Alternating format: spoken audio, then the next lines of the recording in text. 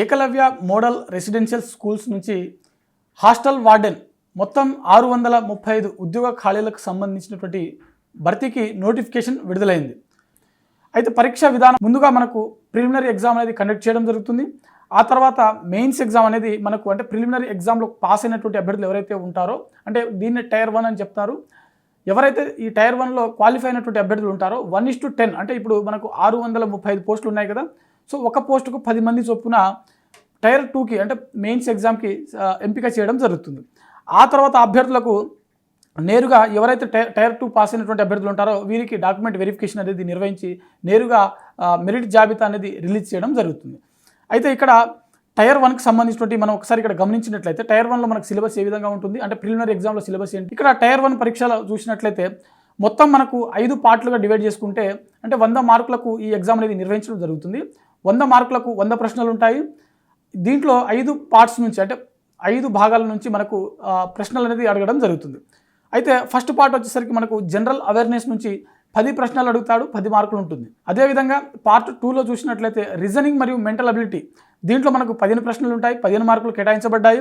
Part 3లో చూసినట్లయితే మనకు knowledge of ICT నుంచి దాదాపుగా 15 ప్రశ్నలు దీంట్లో కూడా 15 మార్కులు కేటాయించబడింది. అదేవిధంగా పార్ట్ 4లో క్వాంటిటేటివ్ యాప్టిట్యూడ్ నుంచి 30 మార్కులు. క్వాంటిటేటివ్ యాప్టిట్యూడ్ అంటే మనకు ప్యూర్ మ్యాథ్స్ మరియు అర్థమెటిక్ నుంచి 30 మార్కులు మనకు 30 ప్రశ్నలకు గాను కేటాయించడం జరిగింది. అదేవిధంగా చివరిగా పార్ట్ 5లో వచ్చేసరికి మనకు లాంగ్వేజ్ కాంపిటెన్సీ ఉంటుంది.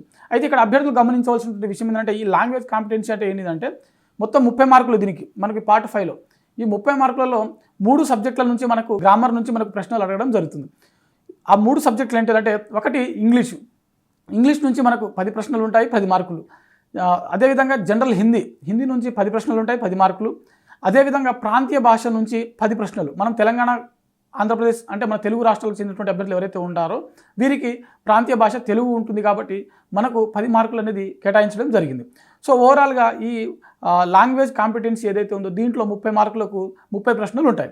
ఈ విధంగా మనకు ప్రిలిమినరీ ఎగ్జామ్లో మొత్తం 100 మార్కులకు 100 ప్రశ్నలు అనేది కేటాయించడం జరిగింది. అయితే ఇక్కడ అభ్యర్థులు గమనించవలసినటువంటి విషయం ఏంటంటే దీంట్లో నెగిటివ్ మార్కింగ్ విధానం ఉంది 1/3. ఓకేనా. ఈ పరీక్ష వ్యవధి టైం చూసినట్లయితే కేవలం 2 గంటలు మాత్రమే. అంటే 120 నిమిషాలలో మనం 100 ప్రశ్నలకు ఆన్సర్ ఇవ్వాల్సి ఉంటుంది. ఆ తర్వాత మనకి టైర్ 2 ఎవరైతే టైర్ 1లో క్వాలిఫై అయినటువంటి అభ్యర్థులు ఉంటారో ప్రతి పోస్టుకు 1:10 రేషియోలో మనకు టైర్ 2కు పికప్ చేయడం జరుగుతుంది. అయితే ఈ టైర్ 2లో చూసినట్లయితే మనకు మొత్తం మనకు 55 ప్రశ్నలు ఉంటాయి. ఇది 100 మార్కులుగా మనకు డివైడ్ చేయడం జరిగింది. 55 ప్రశ్నలకు 100 మార్కులు.